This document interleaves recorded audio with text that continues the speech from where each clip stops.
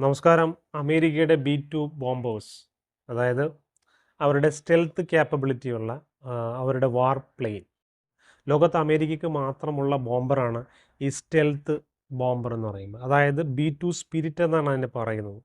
Spirit എന്ന് പറഞ്ഞു കഴിഞ്ഞാൽ നമുക്കറിയാം ആത്മാവാണ്, കാണാൻ പറ്റില്ല എന്ന് പറഞ്ഞതുപോലെ തന്നെ ഈ ഈ വാർ പ്ലെയിൻ പറന്നു കഴിഞ്ഞാൽ കാണാൻ സാധിക്കില്ല. അതായത് റഡാറിൽ കിട്ടില്ല. ഇപ്പോൾ B-2 സ്പിരിറ്റ് ഉപയോഗിച്ച് ഇറാനിലെ പ്രധാനപ്പെട്ട 3 ആണവ കേന്ദ്രങ്ങൾ ഇപ്പോൾ അമേരിക്ക തകർത്തു.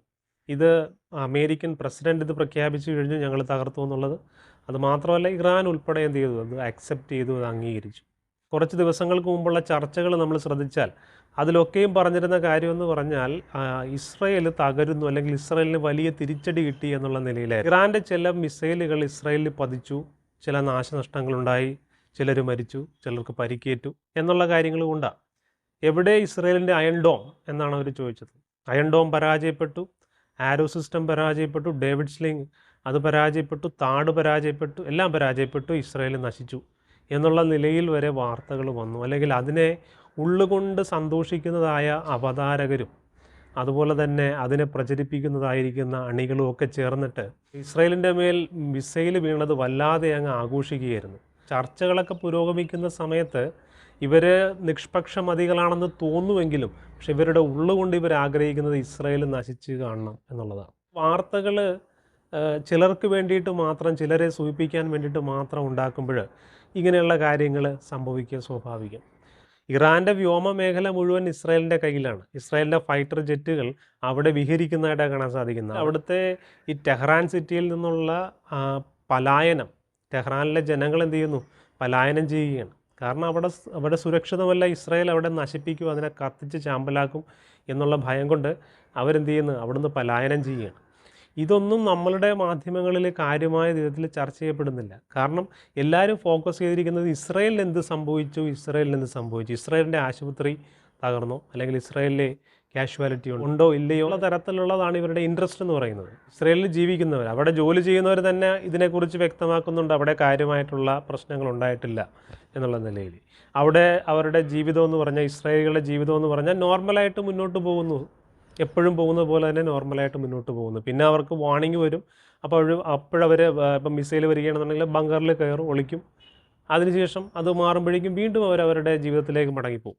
ഈ ഒരു രീതി അവിടെയുണ്ട്. കാരണം അവിടെ ഒട്ടുമിക്ക സ്ഥലങ്ങളിലും ബങ്കറുകളുണ്ട്, സുരക്ഷിത താവളത്തിലേക്ക് മാറുവാനായിട്ട് ബങ്കറുകളുണ്ട്. ഇസ്രയേൽ ഈ പറയുന്ന അയൺ ഡോം സിസ്റ്റം വെച്ചിട്ട് ഈ മിസൈലുകളെ പൊട്ടിക്കാൻ തുടങ്ങിയിട്ട് വർഷങ്ങളേറെ.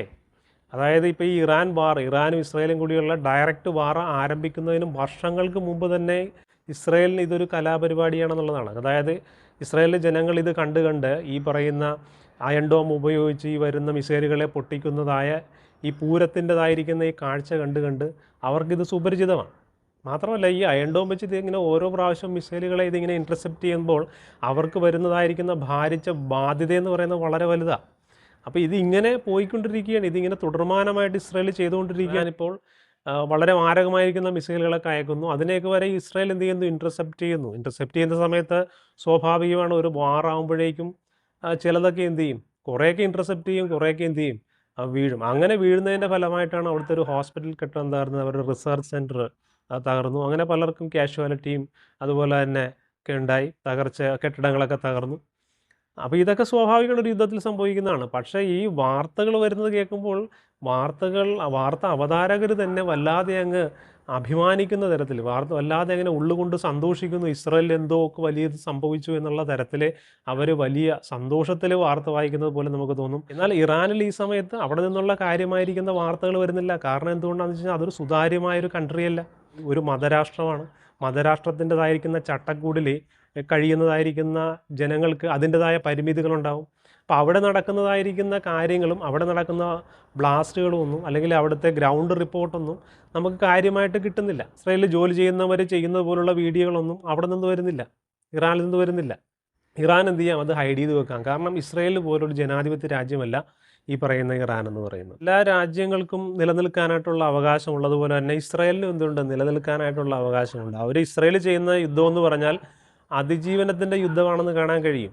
ഇസ്രായേൽ യുദ്ധം നിർത്തിയാൽ ഇസ്രായേൽ എന്ന് പറയുന്ന ഒരു രാജ്യം പിന്നെ ഈ ഭൂമുഖത്തുണ്ടാകില്ല. അതാണ് അതിൻ്റെ പ്രത്യേകത. മറ്റ് രാജ്യങ്ങൾ യുദ്ധം നിർത്തുന്നത് പോലെയല്ല. ഇപ്പോൾ ഇന്ത്യയും ചൈനയും കൂടി യുദ്ധം ഉണ്ടായിട്ടുണ്ട്. അതുപോലെ തന്നെ ഇപ്പോൾ റഷ്യയും അതുപോലെ തന്നെ റഷ്യയും യുക്രൈനും കൂടി യുദ്ധം നടക്കുന്നുണ്ട്. ഇതൊക്കെ സമാധാന സന്ധിയിലേക്ക് വരുന്ന സമയത്ത് ഈ രാജ്യങ്ങളിൽ ജീവിക്കുവാനായിട്ട് ആളുകളുണ്ടാവും. യുക്രൈൻകാരും ഉണ്ടാവും, അതുപോലെ തന്നെ റഷ്യക്കാരും ഉണ്ടാവും. ഇസ്രയേലും എതിരായിട്ട് നിൽക്കുന്ന ഒരു രാജ്യം തമ്മിൽ യുദ്ധം നടക്കുന്ന സമയത്ത് ഇസ്രയേൽ ആ യുദ്ധത്തിൽ തോക്കുകയാണെന്നുണ്ടെങ്കിൽ, അല്ലെങ്കിൽ ഇസ്രയേൽ യുദ്ധം ചെയ്യുന്നില്ല എന്നുണ്ടെങ്കിൽ, ഇസ്രയേൽ എന്ന് പറയുന്ന രാജ്യം പിന്നെ ഭൂമുഖത്തുണ്ടാകില്ല എന്ന് കാണാൻ കഴിയും. അത് എന്തുകൊണ്ടാണെന്ന് ചോദിച്ചു കഴിഞ്ഞാൽ അവരുടെ ചരിത്രം അതാ കാണിക്കുന്നത്. ഒരു ആയുധമില്ലാതെ, ഒരു രാജ്യമില്ലാതെ നിസ്സഹായരായ ലോകത്തിൻ്റെ നാനാഭാഗങ്ങളിലേക്ക് ചിതറിക്കപ്പെട്ട സമയത്ത് അവരെ പീഡിപ്പിച്ചതായിരിക്കുന്ന ചരിത്രമാണ് ലോകത്തിന് പറയാനുള്ളത്. ഹിറ്റ്ലർ എന്ന് പറയുന്ന അധമനായ ജർമ്മനിയുടെ ഏകാധിപതി എത്ര ജൂതന്മാരെയാണ് കൊന്നൊടുക്കിയെന്നുള്ളതിൻ്റെ കണക്കൊക്കെ നമുക്കറിയാം. ഏതാണ്ട് 60 ലക്ഷത്തോളം ജൂതന്മാരെയാണ് കൊന്നൊടുക്കിയതെന്നാണ് പറയുന്നത്. ഗ്യാസ് ചേമ്പറുകളിലും മറ്റുമായിട്ടൊക്കെ കൊന്നു തീർത്തത്. അപ്പോൾ അത്രയും വലിയ ക്രൂരത അവരോട് ചെയ്തിട്ടുണ്ട്. യൂറോപ്പിൽ അവർ പല ഭാഗങ്ങളിലായിട്ട് പീഡിപ്പിക്കപ്പെട്ടിട്ടുണ്ട്. ഇന്ത്യ മാത്രമാണ് അതിൽ നിന്ന് വ്യത്യസ്തമായിട്ട് ജൂതന്മാരെ സംരക്ഷിച്ച ഒരു രാഷ്ട്രം എന്ന് പറയുന്നത്. ബാക്കി എല്ലായിടത്തും എന്തുണ്ട്? ജൂതന്മാർ പീഡിപ്പിക്കപ്പെട്ട ചരിത്രം അവരുടെ മുമ്പിലുണ്ട്. അവരെ ഉന്മൂലന നാശത്തിലേക്ക് കൊണ്ടുപോയ ചരിത്രം അവരുടെ കണ്ണിൻ്റെ മുൻപിൽ നിൽക്കുകയാണ്. അപ്പോഴാണ് ഇറാനെ പോലുള്ള രാജ്യം പറയുന്നത് അവരുടെ കയ്യിൽ ഈ ന്യൂക്ലിയർ ബോംബ് കിട്ടിക്കഴിഞ്ഞാൽ ഇസ്രായേലിനെ നശിപ്പിക്കുമെന്ന് പറയുമ്പോൾ നമ്മളൊന്ന് ചിന്തിച്ച് നോക്കുക. പിന്നെ ആ രാജ്യം എന്ത് ചെയ്യില്ല, ആ ത്രെഡ്, അവരുടെ നിലനിൽപ്പിന് മേലുള്ള ആ ത്രെഡിനെ അവസാനിപ്പിക്കാനേ ശ്രമിക്കുകയുള്ളൂ. അതിൻ്റെ ഭാഗമായിട്ടാണ് ഇപ്പോൾ ഇസ്രായേൽ എന്ത് ചെയ്യുന്നത്, യുദ്ധം ചെയ്യുന്നതെന്ന് കാണാനായിട്ട് കഴിയും. ലോകത്ത് ഒരു ജനതയോടും ഇന്നേ വരെ ആർക്കും തോന്നാത്തതായിരിക്കുന്ന ഒരു വൈരമാണ് ഈ ജൂതന്മാരോട് തോന്നുന്നതെന്ന് പറയുന്നതാണ് വിരോധാഭാസം എന്ന് പറയുന്നത്. ലോകത്ത് എവിടെ പോയാലും ജൂതന്മാർക്കെതിരായിട്ട് ആക്രമണമുണ്ട്. ഇപ്പോഴും അമേരിക്കയിൽ പോലും എന്ത് ചെയ്യുന്നുണ്ട്, ജൂതന്മാരെ ആക്രമിക്കപ്പെടുന്നു എന്നുള്ളതാണ് കാര്യം. കാരണം ജൂതൻ എന്ന് പറയുന്ന ഒരു രാഷ്ട്രം അല്ലെങ്കിൽ ഒരു വംശം ഈ ഭൂമിയിൽ ഉണ്ടാകരുതെന്ന് ആഗ്രഹിക്കുന്ന കുറേ മനസ്സുകൾ, അതാണ് ഇതിൻ്റെയൊക്കെ കാരണമെന്ന് പറയുന്നത്. ചിലർ പറഞ്ഞ് ഇസ്രായേലിൽ ഈ ബോംബിട്ട സമയത്ത് അവർ മറ്റേ ഇറാൻ യുദ്ധക്കുറ്റം ചെയ്തു എന്ന നിലയിൽ സംസാരിക്കുന്നത് എന്തിനാണ്? അതിന് സംസാരിക്കാൻ ഇസ്രായേലിന് യോഗ്യതയില്ല എന്ന് പറയുന്നവരുണ്ട്. അവരോടായിട്ട് പറയട്ടെ, ഈ ഇസ്രായേലിൻ്റെ ആശുപത്രിയിൽ ഉണ്ടായിരുന്നത് മുഴുവൻ രോഗികളാണ്. പക്ഷേ ഈ ഹമാസ് ഗാസയിൽ ഹോസ്പിറ്റലിൻ്റെ താഴെ ഒളിച്ചിരുന്നുണ്ട്. അതിൻ്റെ അകത്ത് രോഗികളല്ലായിരുന്നു ഉണ്ടായിരുന്നത്. പകരം ഉണ്ടായിരുന്ന ആരാ? ഈ ഹമാസ് തന്നെയായിരുന്നു. ഹമാസിൻ്റെ ഈ തീവ്രവാദികൾ തന്നെയായിരുന്നു അതിൻ്റെ അകത്ത് താവള പിടിച്ച് തമ്പടിച്ചിരുന്നത്. അവരെയാണ് ഇസ്രായേൽ വധിച്ചത്. ഇസ്രായേൽ ഹോസ്പിറ്റലിൽ ബോംബിടുമ്പോൾ അതിൻ്റെ താഴെ ഇരുന്നത് മുഴുവൻ തീവ്രവാദികളായിരുന്നു. എന്നാൽ ഈ ഇറാൻ തിരിച്ച് ഹോസ്പിറ്റലിൽ ബോംബിടുന്ന സമയത്ത് അതിൻ്റെ താഴെ ഇരുന്ന മുഴുവൻ രോഗികളായിരുന്നു. എന്നാൽ കാര്യമായിരിക്കുന്ന കാഷ്വാലിറ്റീസ് ഒന്നും അവിടെ സംഭവിച്ചില്ല. ഈ യുദ്ധം പുരോഗമിക്കണമെന്നുണ്ടെങ്കിൽ ഇറാൻ എന്ന് പറയുന്ന രാജ്യം പിന്നീട് എന്താ പറയുക, തലപൊക്കാതെ വണ്ണമായി പോകും. ഈ ഒരു മതഭരണം അവിടെ നിൽക്കുന്നിടത്തോളം കാലം ഇസ്രായേൽ എന്ന് പറയുന്ന രാജ്യത്തിൻ്റെ നിലനിൽപ്പിന് ഒരു ത്രെട്ട് തന്നെയായിരിക്കും. കാരണം അവർ വീണ്ടും എന്ത് ചെയ്യും, അവർ പഠിപ്പിക്കുന്നതും അവർ പ്രചരിപ്പിക്കുന്നതുമായ കാര്യങ്ങളെ ഉന്മൂല നാശം വരുത്തുക എന്ന് പറയുന്നതാണ്. 1979 മതഭരണം അവിടെ വന്നതിന് ശേഷം, ഇറാനിൽ വന്നതിന് ശേഷം അവർ പറയുന്ന കാര്യം ഇസ്രായേലിനെ ഭൂമുഖത്തു നിന്നും ഇല്ലാതാക്കുക, ജൂതരാഷ്ട്രം ഇല്ലാതാക്കുക എന്ന് പറയുന്നതാണ്.